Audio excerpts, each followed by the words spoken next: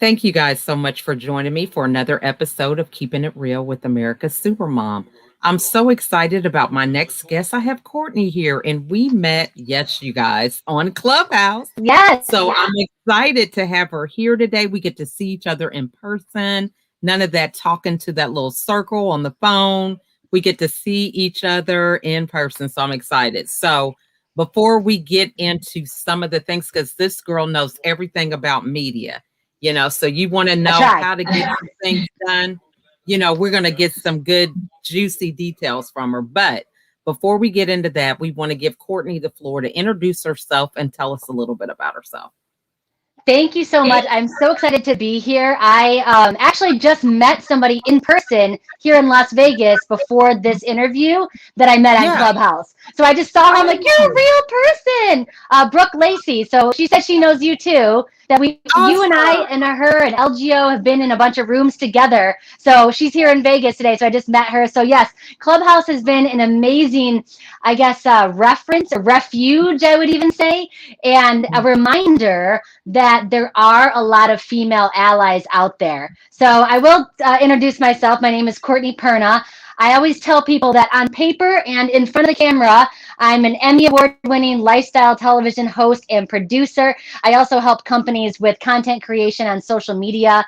But behind the scenes, I am a certified hot mess and a lot of fun. So that's a juxtaposition of my life that it always has been. But Clubhouse has been a great reminder that there are so many female allies out there, and you really can create a global network of people in your corner. So it has been a fantastic tool, including bringing us together. I love that. And I'm excited about the hot mess behind the scenes because that's the thing. People see you have your moment of showing up, and there's this thing that, you're perfect all the time. So Mm-hmm. talk to us about that. What are the ways that you balance that? Because that happens for me. I'm like, look, don't you know that my house is a mess half the time? I have 9 kids still here every day. You know what I mean? Yeah. Yeah, it's funny, and it's television has changed a little bit. When I was in news, you have to be that authoritative figure, objective and kind of walk the line in the middle of everything, and you are that perfectly polished outside persona. One of the greatest compliments that I've gotten and continue to get from co-hosts and producers is that what you see is what you get. So what you see on air when I do my lifestyle shows, and you're allowed to kind of take down that veil of perfection, um, what you see is what you get. And that is a huge compliment because that's still not the case. A lot of people have a character that they play on television that's funny and witty and energetic and cute and whatever. But I love that they say that I'm the same in front of the camera and behind the camera. Now, that doesn't mean that I'm always on, so to speak, turned on. I am actually an introvert, which people don't believe. So I Mhm. do have to take care of that energy and have my time by myself in the bath or in my meditation chair or whatever it is. Or sometimes I just don't feel like going out, so I don't. But I do have to protect that energy. But it is a nice balance. And it's funny now with social media and YouTube and things like that. I love telling people this, that the playing field is level. And to Amen. people like me, that's a little scary. It's, Mhm. we probably have the same kind of ring light here. We're both, I'm on my phone. I don't know if you're on your phone or your laptop. I'm using my earbud as my microphone. Like, you don't need all this professional equipment anymore. Mhm. And with that polished persona, with the enunciation that I tend to have when I'm on camera, even during a casual podcast like this, you don't need that anymore. And I've had agents and managers and casting directors from across the nation tell me, Courtney, you're too polished. You have too much Mm. experience. You come across as too perfect. And I'm like, girl, I'm a hot mess. But it still comes across as very polished, and nobody is buying Mhm. that anymore. So, yes, it sucks to be me a little bit right now in media, Mhm. but that's such Mhm. great news to everyone else out there because the playing field is level. They want authenticity, they want the real you, and you don't have to have a studio in order to do that. So, it is really exciting, and it's been a nice little challenge for me and a point of pivoting, I think, as well, Mhm. where I'm still trying to figure out what I'm going to be when I grow up since I left my TV show, gosh, a year and a half ago now. and trying to figure out this other world of new media, which I've been doing for clients for so long, taking the journalism aspect of telling a story into businesses to help people with their business and to Hmm. engage with their potential customers. But then also, like, what am I going to do with my life now? Because it is a completely different world. I love that. And I appreciate your vulnerability with that because so many people that doesn't resonate with them. They're thinking, "Oh, she's got it all together. What's wrong with her doing a Facebook live? What's wrong with her doing an Instagram live?" But it's a different thing. I mean, being on the camera and you always had a camera person or whatever. You weren't thinking about lighting and Mm-mm. shadows and all this kind of stuff. I'm like, "Look, I didn't sign up for this." I'm like, I got to hold my light and I got to make sure this is going on. So it is a evolution for everybody. So with that being said, what advice would you give somebody when it comes to just starting that Facebook Live? Well, I always say this, and I have to preface it by saying I totally stole it from somebody else on Clubhouse, but it is so awesome, so to the point. So it is not my verse, but I use it all the time. I even use it for myself, and it is push the damn button. Like literally, just do it. You Yeah. can delete it if you want, and there's Yeah. always this fear, like, what if I sound stupid? What if I look bad? What if it's great? Yeah. What if it's freaking great? Mm-hmm. And you'll never Mm-hmm. know unless you push the damn button. And so, like I said, I Mm-hmm. totally stole that, but it works in so many different ways. So I would say just do it. But what I also like to talk about, and you've been in my room, the confidence and Mm-hmm. connection on camera. Actually, it's Pamela Crane's room. I just help her moderate it and help give out gems of advice. I Mm-hmm. always learn something in that clubhouse room as well. But we talk about that all the time, but you still need to prepare a little bit. And by prepare, I Mm-hmm. mean write 3 talking points on a sticky note. So that way Mm-hmm. you know what your focus is, you know what you're talking about. If you do get a little nervous and you're like, oh, what was I going to say? It's right there in front of you. And I Yeah. stick it right on my camera lens or right below it on the screen. So I'm not staring at myself because you tend to do that, Exactly. right? You're on camera like, oh, this hair on this side's a little weird. And maybe I look dumb or this shadow or, my frame's right. But if you take those 3 talking points and you stick it right on your screen, you can't see yourself, so you can't be judgmental. Right. And if you start to wander in your mind and you're like, oh my gosh, I forgot what I was going to say, it's right there.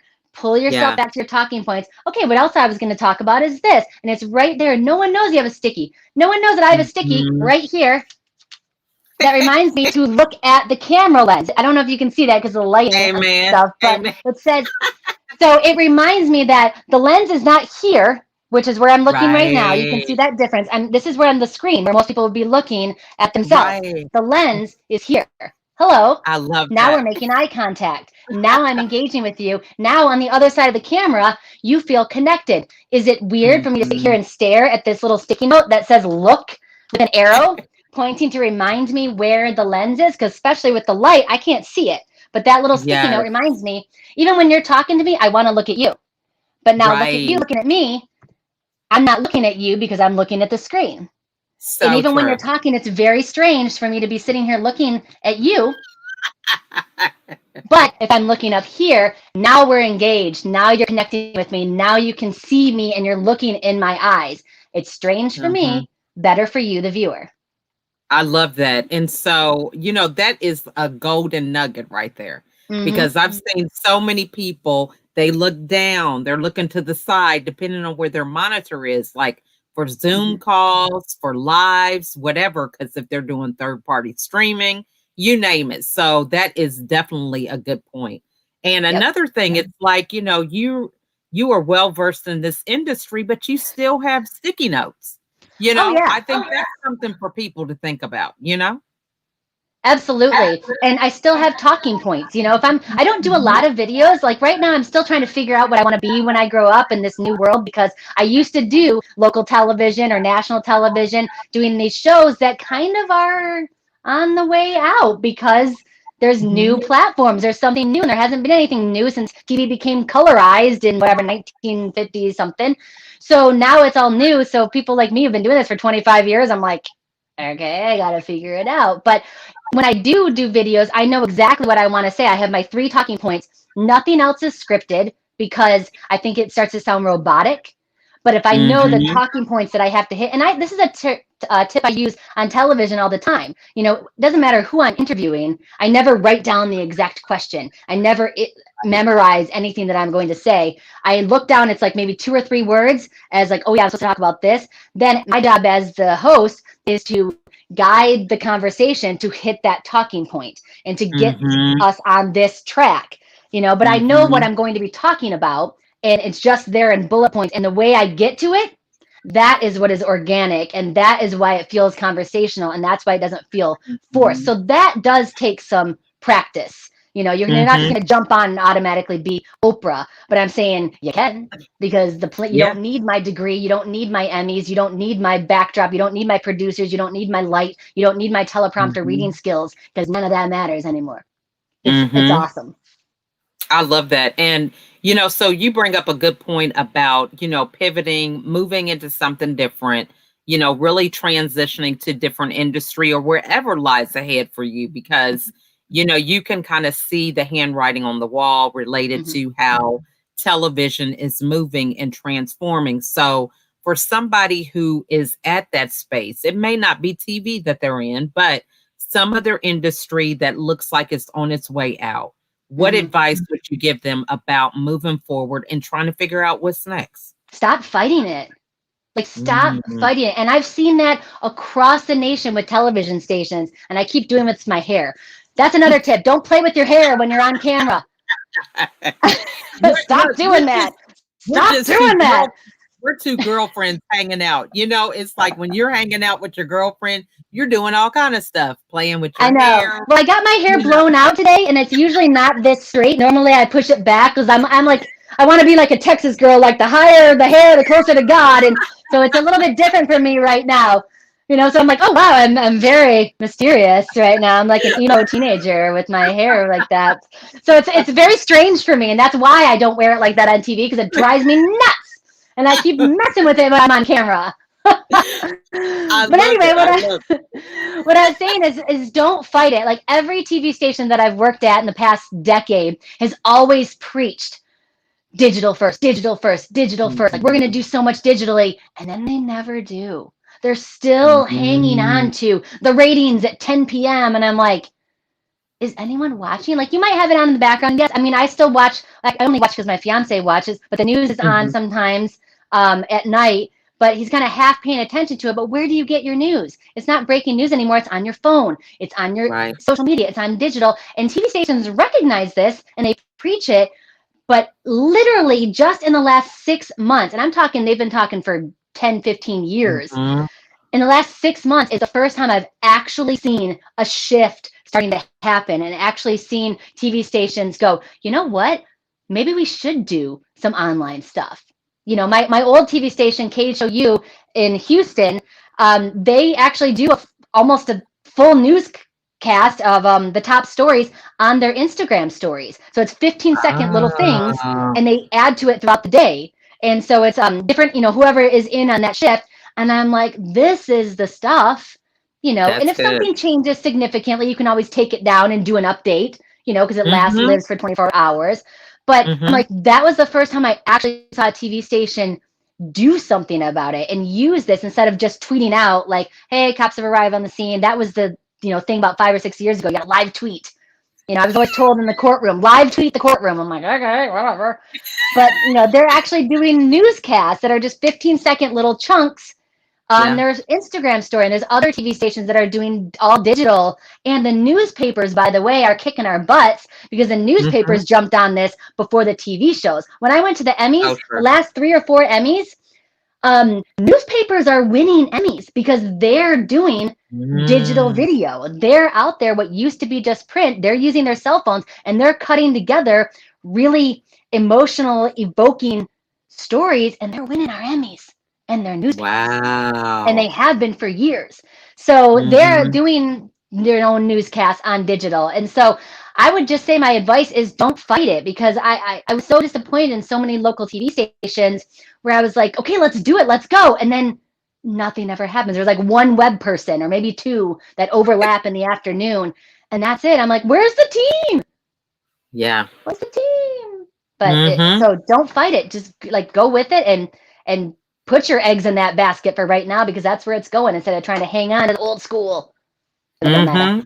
Mm-hmm. I love that. I mean, and I love your attitude about it because, so often we just don't get that authentic story. Mhm. Everybody wants to pretend like, hey, it's okay, wearing masks, literally and figuratively. And, Mhm. it leads a road to nowhere. So I love your attitude about that. It's like facing it, getting with people that, vibe with you so that you can move forward. So when it comes to staying relevant, and you mentioned that just with knowing how TV should be progressing or any kind of Mhm. digital or whatever. Yeah. What are some things that you do to stay relevant in your daily routine? Because, in the industry you're in, you have to kind of go with the flow. So, what does that look like for you?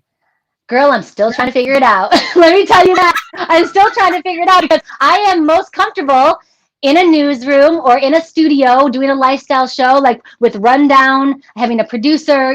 I'm still most comfortable with that. So honestly, like I'm still trying to figure it out. And what that Mm-hmm. looks like for me is actually haven't done a TV television show in about a year and a half. I've been kind of going with some spokesperson roles and doing some things here and there and little segments and working with some of the clients that I have on social media content. But I'm still trying to figure it out. Right now, I have a lot of different directions. I'm very omnidirectional, as they would say. And everyone keeps telling me to niche down. And if someone else tells me that, I'm going to vomit because I'm like, that's not what I do. That's not who I am. I am this chameleon. And so Mm-hmm. honestly, I don't know. Like, I'm still trying to Mm-hmm. figure it out. I tell myself, well, you should be posting on Instagram every single day. Well, I probably should, but I Mm-hmm. don't right now. And then I should start Right. that podcast that I've been thinking about. But if I'm not going to do it right, and I'm not going to put forth all the energy, then I think it's Mm-hmm. just going to be distracting from something else. So I need to figure out Right. what it is that I want to be when I grow up and go for that. I just right now I'm trying a few different things because I don't know what I'm Mm-hmm. going to do next, Mm-hmm. honestly. So that's a little bit scary. It's a lot of it scary because I've known Mm-hmm. for my whole career, my whole life, what it was that I wanted to do. And then once I finally got there, it wasn't the same. It wasn't what it was when I fantasized Mm-hmm. about having the jobs. And I got those jobs and then I was like, oh, this is different. This is not even what it was when I was interning 6 years ago or 8 years ago. And I dreamt about having this job. It's a completely Yeah. different world. And so that Mm-hmm. was a big punch in the gut because I Mm-hmm. sacrificed relationships. I moved across the country, I left one TV station and then all of a sudden it's like, well, I got to move. So boyfriend that has potential, are you coming? No? Okay. I've sacrificed so much. And then you look back and say, God, was it worth it?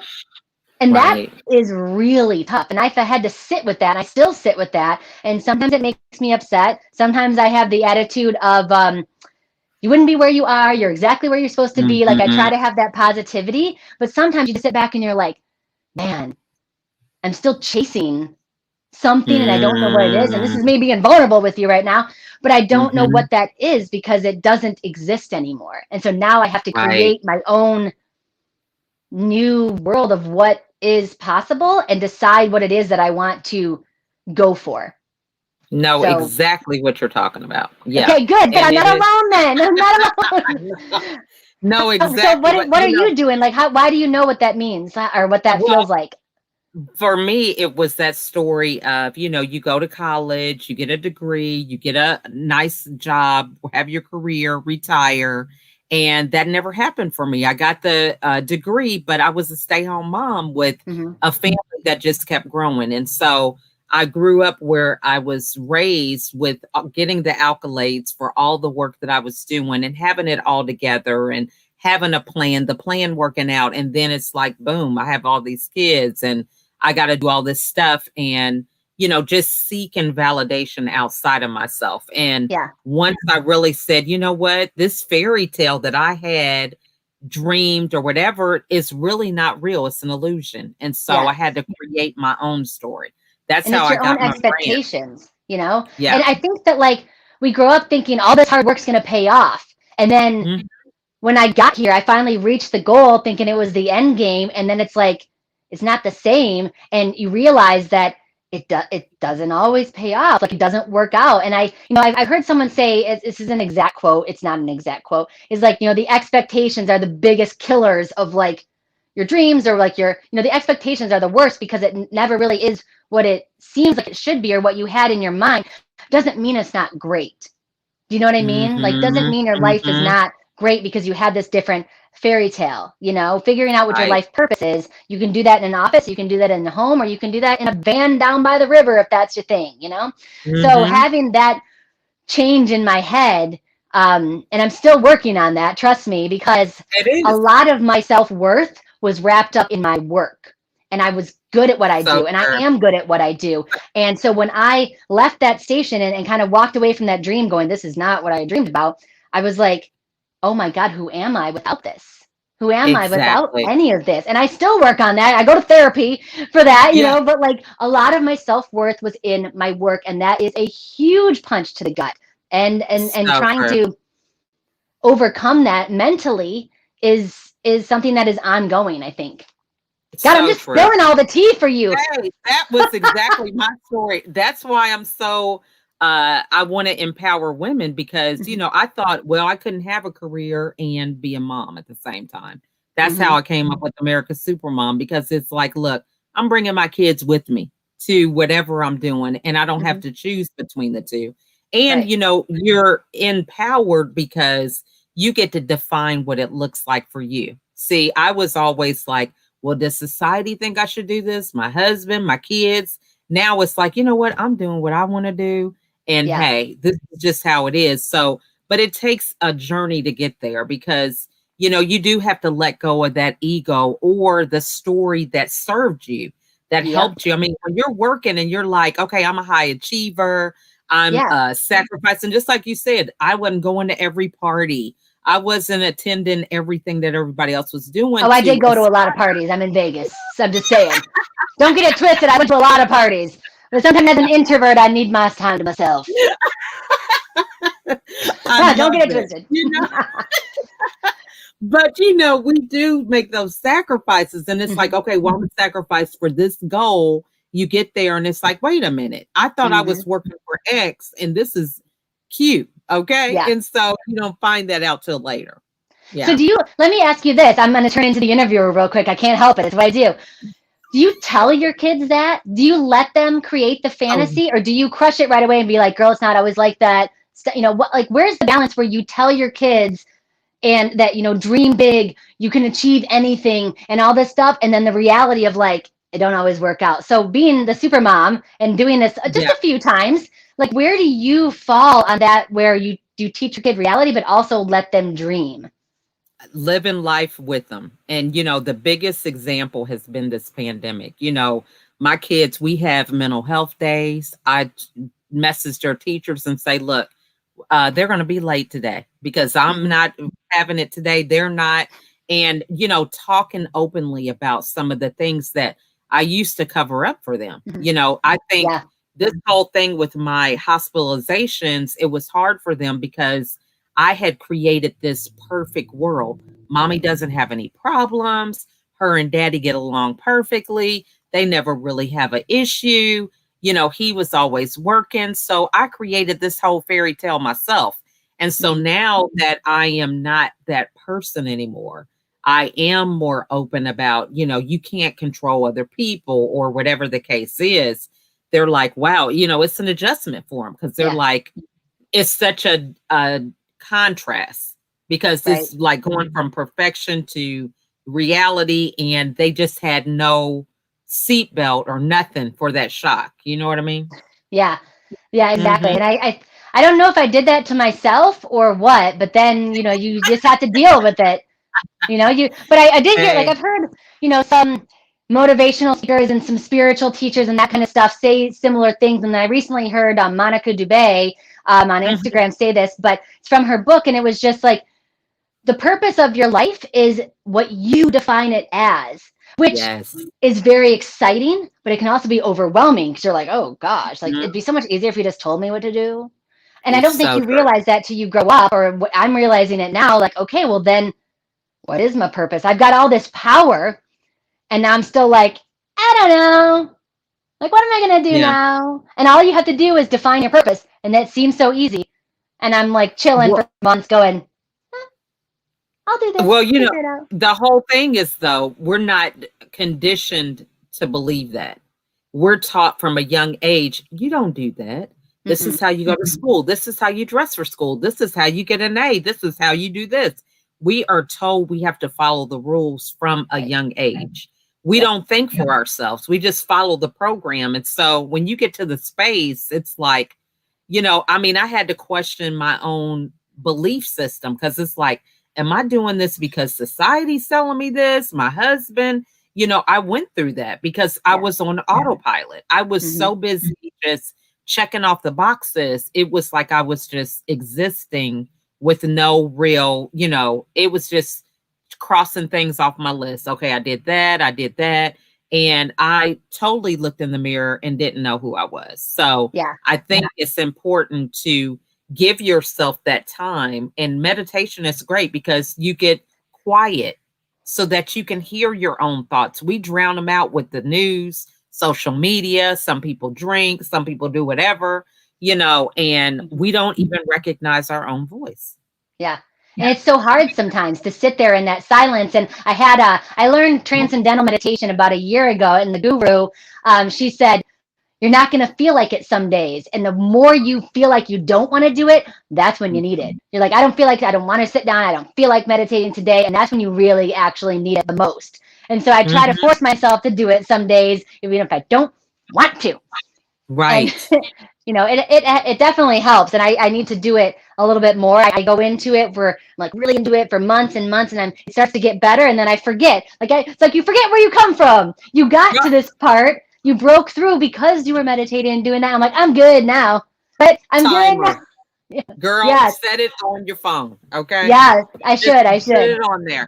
Yeah. Hmm. And I name my different things. Hey, I love you. You're beautiful. Different Nice. stuff. You can make your alarm whatever you want. So if you need to say more affirmations, if you need to remind yourself to call people back, whatever, it is in my phone as a reminder. I set a lot of Because alarms for that to remind myself, get ready, you have an interview coming up with America's Supermom. yeah, But I don't do it for affirmations and things like that. And so drink I should water. maybe do I do that. the same. Everything. Drink water, whatever. Because this is the thing. We can easily get distracted.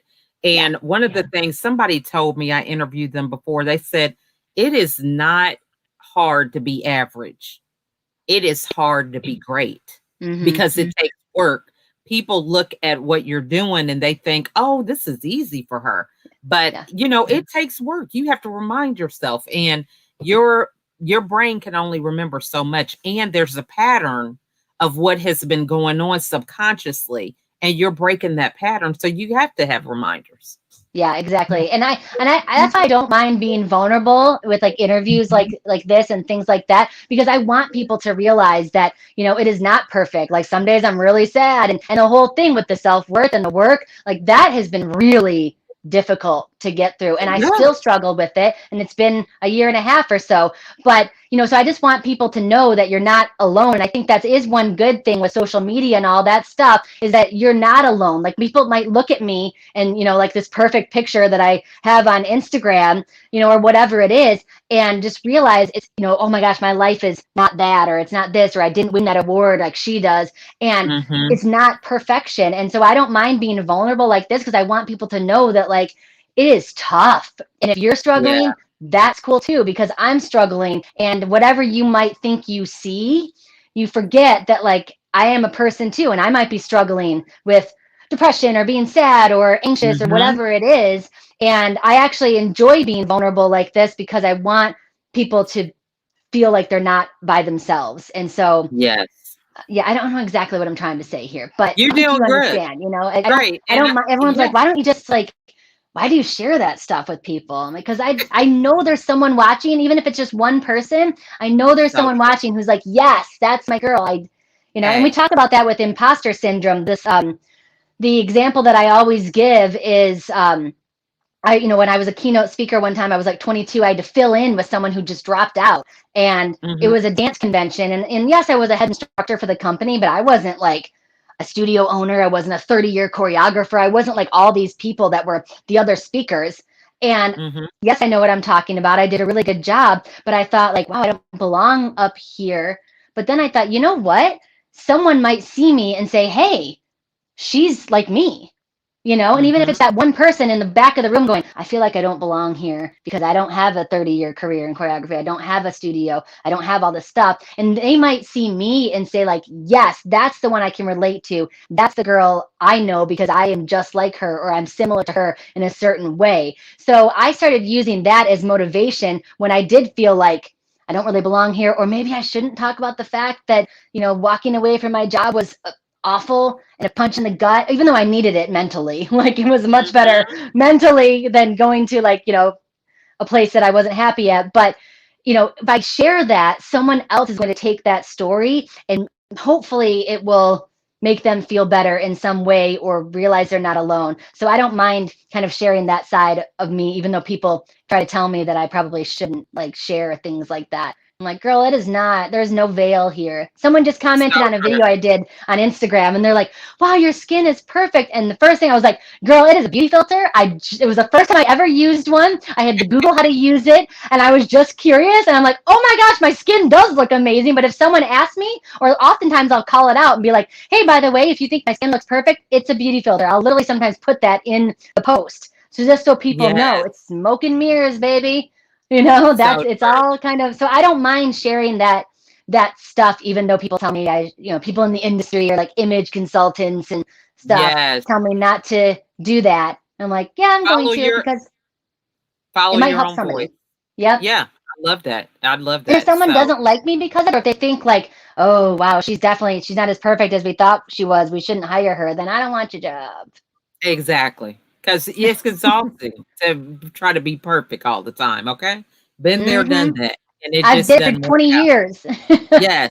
It does not work out the way you think. So this has just been wonderful, Courtney. I could go on all day. Okay. So tell everybody how they can get a hold of you. Right now, mostly I'm on Instagram. I'm starting up my TikTok a little bit. So basically, if you Mhm. search at Courtney Perna, I'm going to pop up on most things. I think TikTok, I'm at Courtney Perna TV. Facebook, I'm at Courtney Perna TV. But I mostly am hanging out with Instagram at Courtney Perna, and that's my Twitter as well. And until I figure out what it is that I'm going to do with my life, I have a few projects right now, but there's nothing like I'm not on a show that I can tell you to watch, and I don't have my Mhm. podcast launch that I can tell you to listen to, but let's just connect. And I always tell people in my clubhouse room that if you have a video that you shot that you're thinking like, I don't know if I should post it or not. Maybe it's your aromatherapy business or it's your therapy business or you're a dance teacher or dog trainer or whatever. I'm always open to watching the video and giving you some critiques and feedback from a place of love. So if you Love want to that. send me a video and be like, girl, I shot this, I'm too scared to put it up, let me watch it and I can help you out. So you can find me there and I have no problem. And